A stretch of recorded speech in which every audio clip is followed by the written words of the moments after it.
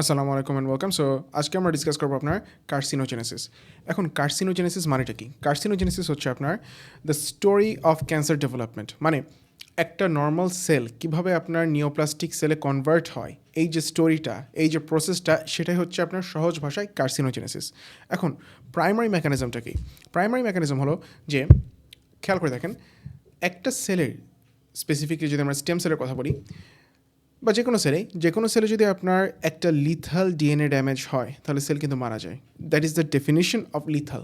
কিন্তু যদি নন lethal damage হয় তাহলে সেলের যে ডিএনএ রিপেয়ার মেকানিজম আছে ওরা কী করবে, এই মানে নন লিথাল ড্যামেজটাকে রিপেয়ার করার চেষ্টা করবে। যদি তারা ফেল করে তখন তারা কী করবে, অ্যাপোপ্টোসিসকে অ্যাক্টিভেট করবে। তো টিউমার ডেভেলপমেন্টের জন্য কন্ডিশন কী কী? First of all DNA damage হওয়া লাগবে এবং সেই ডিএনএ ড্যামেজটা নন লিথাল হওয়া লাগবে। এবং যদি স্টেম সেলে হয় তাহলে খুবই ভালো, কারণ স্টেম সেল প্রলিফারেট করে যখন আপনার স্পেশালাইজড সেলগুলো তৈরি করবে, সেই ক্ষেত্রে ওই স্টেম সেলের যে ড্যামেজটা হয়েছে সেটা আপনার পাস অন করবে। ওকে, সো ফার্স্ট কন্ডিশন হলো আপনার ডিএনএ ড্যামেজ, সেকেন্ড কন্ডিশন হলো আপনার নন লিথাল হওয়া লাগবে এই ডিএনএ ড্যামেজটা, এবং থার্ড কন্ডিশন হলো যে এই ডিএনএ ড্যামেজটা আপনার সাকসেসফুলি যে রিপেয়ার মেকানিজম আছে সেটাকে এসকেপ করা লাগবে। ওকে, সো এই রেগুলেটরি মেকানিজমটা দেখেন যে ফার্স্ট অফ অল প্রোটো অঙ্কোজিনগুলো আপনার নর্মাল জিন যেগুলো আপনার সেল গ্রোথে হেল্প করে, সেই প্রোটো অঙ্কোজিন অ্যাক্টিভেট হলো এবং অঙ্কোজিনে কনভার্ট হলো, মানে প্রোটো অঙ্কোজিনের ড্যামেজের কারণে অঙ্কোজিনে কনভার্ট হলো, তারপর আনকন্ট্রোলড গ্রোথ শুরু হলো। তারপর আপনার টিউমার সাপ্রেসর জিন, যেগুলো ইনঅ্যাক্টিভেশন হওয়ার কারণে, নর্মালি কী হয় যে যখন কোনো সেলের আনকন্ট্রোলড গ্রোথ হয় তখন টিউমার সাপ্রেসর জিনগুলো অ্যাক্টিভেট হয় আর সেলের ওই গ্রোথটাকে ইনহিবিট করে। কিন্তু টিউমার সাপ্রেসর জিনও যদি আপনার ইনঅ্যাক্টিভ হয়ে যায় তাহলে সেই ক্ষেত্রে এই আনকন্ট্রোলড গ্রোথটাকে ইনহিবিট করা যায় না, লস অফ ইনহিবিশন হয়। তারপর অ্যাপোপ্টোসিস রেগুলেটরস, মানে এই যে সেলগুলোতে আপনার ডিএনএ ড্যামেজ হলো, তারপর সেলগুলো আনকন্ট্রোলড প্রলিফারেশন, মানে ডিএনএ ড্যামেজ হলো, তারপর আপনার ডিএনএ রিপেয়ার মেকানিজমটাকে এসকেপ করলো, তারপর আনকন্ট্রোলড প্রলিফারেশন হচ্ছে। এখন সেলের নর্মালি কী করা উচিত ছিল, অ্যাপোপ্টোসিসকে অ্যাক্টিভেট করা উচিত ছিল, কিন্তু এই অ্যাপোপ্টোসিস রেগুলেটরটাও ফেল করে, যার কারণে সেল আর মারা যায় না, একদম ভ্যাম্পায়ার হয়ে যায় দেখেন। এবং তারপরে আউটকামটা কী হয়, এই আউটকাম হয় যে এই ক্যান্সার নিওপ্লাস্টিক সেলগুলো আপনার প্রলিফারেট করতে থাকে, অ্যাকিউমুলেট করতে থাকে, দেন কন্টিনিউয়াসলি এই সেলের প্রমোশন, প্রোগ্রেশন, এবং সেখান থেকে ইভেনচুয়ালি আপনার ক্যান্সার, মানে সহজ বাংলা কথা বা ক্লিনিক্যাল টার্মে যেটা ক্যান্সার বলে আপনার ওটাই হয়। এখন ক্যাটাগরিজ কী? এই কার্সিনোজেনের ক্যাটাগরিজ আপনার কেমিক্যাল কার্সিনোজেন্স হতে পারে। দেন এখন খেয়াল করে দেখেন, এই কার্সিনোজেনেসিস যে কম্পাউন্ডগুলো করে তাদের বলা হচ্ছে আপনার কার্সিনোজেন্স। সো কার্সিনোজেন্সে যদি আপনি ক্যাটাগরিজ মানে করতে চান, এরা কেমিক্যাল হতে পারে, কেমিক্যাল কার্সিনোজেন্স, দেন আপনার অঙ্কোজেনিক ভাইরাস হতে পারে, দেন আপনার রেডিয়েশন হতে পারে। এখন কিভাবে আপনার এই কার্সিনোজেনগুলো কোন কোন ক্যান্সার করে সেগুলোই আমরা এখন ডিসকাস করব। এখন ফার্স্ট আমরা ডিসকাস করি কেমিক্যাল কার্সিনোজেন্স। এখন এগুলো আপনার যে কোনো পোস্ট গ্র্যাজুয়েট এক্সাম, সে আপনি ইউএসএমএলই দেন, এফসিপিএস দেন, এমডি দেন, এমএস দেন, আপনি এমআরসিপি দেন, হোয়াট এভার, এগুলো এক্সট্রিমলি হাই ইল্ড, এইসব জায়গা থেকে আপনাকে কোয়েশ্চেন করবেই must. So please full attention দেন এবং চলেন আমরা এই কার্সিনোজেন্সগুলো এখন এক এক করে শেষ করি। সো ফার্স্ট খেয়াল করে দেখেন কেমিক্যাল কার্সিনোজেন্স, যেমন আফলাটক্সিন। আফলাটক্সিন এর সোর্সটা হচ্ছে আপনার অ্যাসপারগিলাস কন্টামিনেটেড স্টোরড গ্রেইনস, মানে আগে এক সময় যে গোদামে মানে গ্রেইনসগুলো স্টোর করে রাখে, সেখান থেকে আপনার অ্যাসপারগিলাস ফাঙ্গাল ইনফেকশন থেকে আফলাটক্সিন প্রডিউস হতে পারে এবং এই আফলাটক্সিনের কারণে আপনার হেপাটোসেলুলার ক্যান্সার হতে পারে। ওকে, নেক্সটে অ্যালকাইলেটিং এজেন্ট, যেমন কিমোথেরাপি। আপনি ক্যান্সারের ট্রিটমেন্টের জন্য যে কিমোথেরাপি দিচ্ছেন, সেই কিমোথেরাপি থেকেও আপনার আরেকটা ক্যান্সার হতে পারে, যেমন লিউকেমিয়া বা লিম্ফোমা। তারপর অ্যালকোহল থেকে আপনার oropharyngeal squamous cell carcinoma, pancreatic carcinoma এবং লিভার হেপাটোসেলুলার কার্সিনোমা হতে পারে। ইসোফেগাসেও, স্পেসিফিকলি ইসোফেগাসের যে স্কোয়ামাস সেল কার্সিনোমা, সেটা কিন্তু আপনার অ্যালকোহল থেকে হতে পারে। ওকে, সো এই ইমেজটা মনে রাখবেন এবং এই ইমেজটা যদি মনে রাখতে পারেন, এখান থেকে আপনি অনেক এমসিকিউ আনসার করতে পারবেন। ওকে, নাও আর মানে কী কী কম্পাউন্ড আছে, যেমন জাপানে স্মোকড ফুডসগুলো আপনার খুবই পপুলার এবং সেই স্মোকড ফুডসে থেকে আপনার একটা কম্পাউন্ড রিলিজ হতে পারে, সেটা হচ্ছে নাইট্রোসামিনস, এবং নাইট্রোসামিনস আপনার গ্যাস্ট্রিক কার্সিনোমা করতে পারে, specifically intestinal type. Okay, so Japan as a country has one of the highest rates of gastric carcinoma. Okay, so নেক্সটে দেখি আমরা এখন কেমিক্যাল এক্সপোজার, যেমন আপনার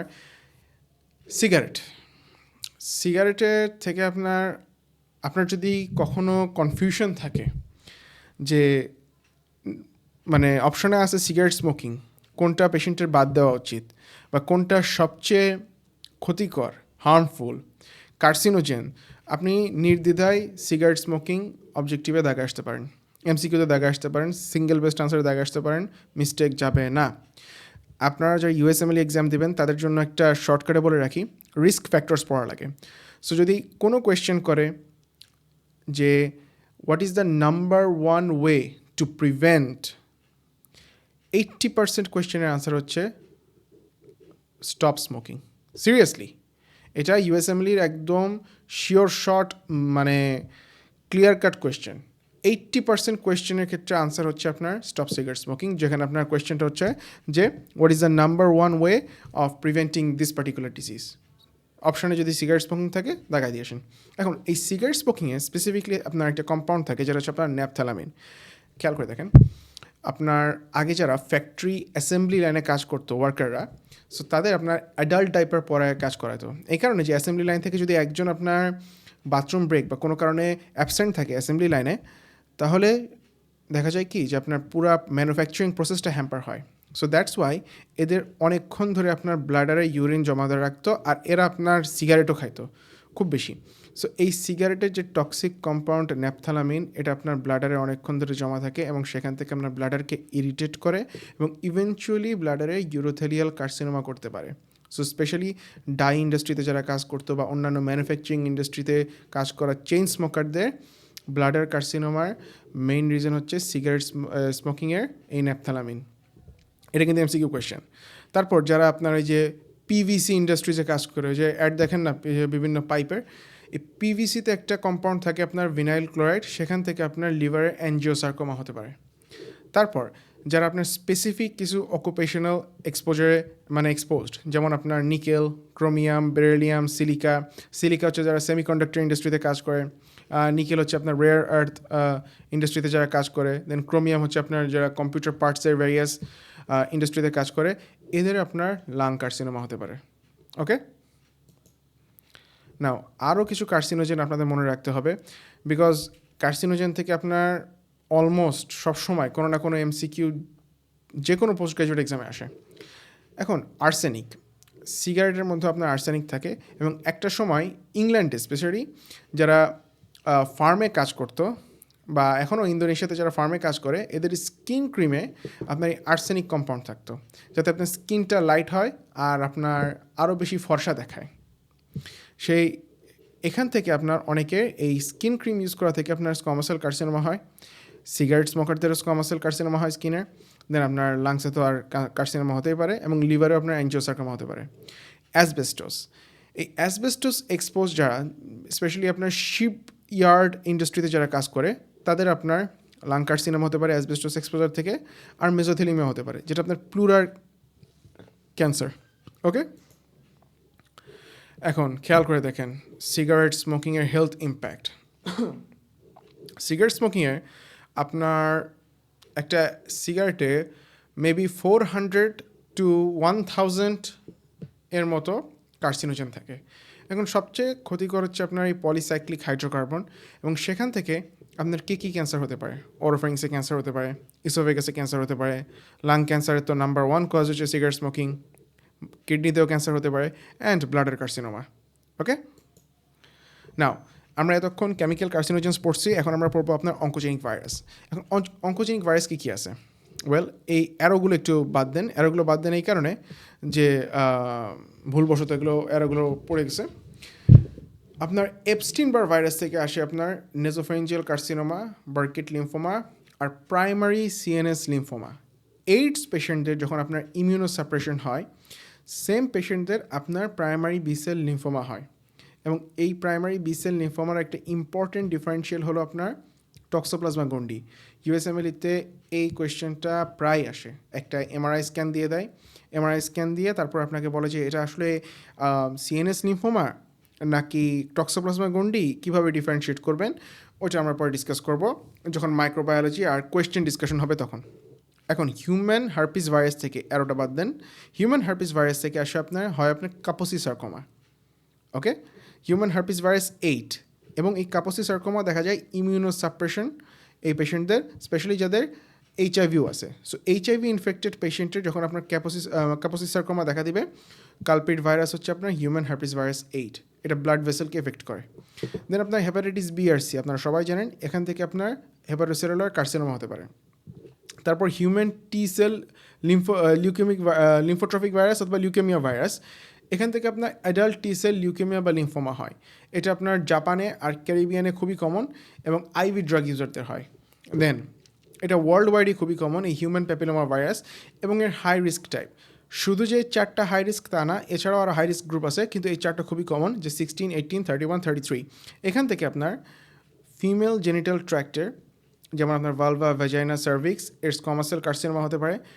অ্যানাসো আপনার হোমোসেক্সুয়াল মেল যাদের অথবা ফিমেলদেরও এই অ্যানাসেরো স্কোয়ামাস সেল কার্সিনোমার কজ হচ্ছে আপনার হিউম্যান প্যাপিলোমা ভাইরাস। অ্যান্ড একটি ইম্পর্টেন্ট জিনিস বলে রাখি, হোমোসেক্সুয়াল স্মোকার মেল যে আপনার পেইনলেস পাররেক্টাল ব্লিডিং নিয়ে আসছে এবং ডায়াগনোসিস হেমরয়েডস না, তার squamous cell carcinoma of the anus. এটাও আপনার ইউএসএমএলির একটা ইউএসএমএলির প্র্যাকটিস কোয়েশ্চেন যখন করবেন তখন আপনি এরকম কোয়েশ্চেন পাবেন। আর হিউম্যান প্যাপিলোমা ভাইরাস থেকে আপনার সার্ভিক্সে অ্যাডিনোকার্সিনোমা হতে পারে। সো সার্ভিক্সে স্কোয়ামাস সেল কার্সিনোমা আর সার্ভিক্সে অ্যাডিনোকার্সিনোমা দুইটাই আপনার এই হিউম্যান প্যাপিলোমা ভাইরাস থেকে হতে পারে। ওকে, নাও এখন আমরা দেখবো যে রেডিয়েশন থেকে আপনার কী কী ক্যান্সার হতে পারে। সো রেডিয়েশনে হয় কি যে আপনার ফ্রি র্যাডিক্যাল জেনারেট হতে পারে, এবং আমরা ফার্স্ট চ্যাপ্টারে যখন আমরা গ্রোথ অ্যাডাপ্টেশন পড়ছি, এই গ্রোথ অ্যাডাপ্টেশনের চ্যাপ্টারে কিন্তু আমরা ফ্রি র্যাডিক্যালস নিয়ে ডিসকাস করছি।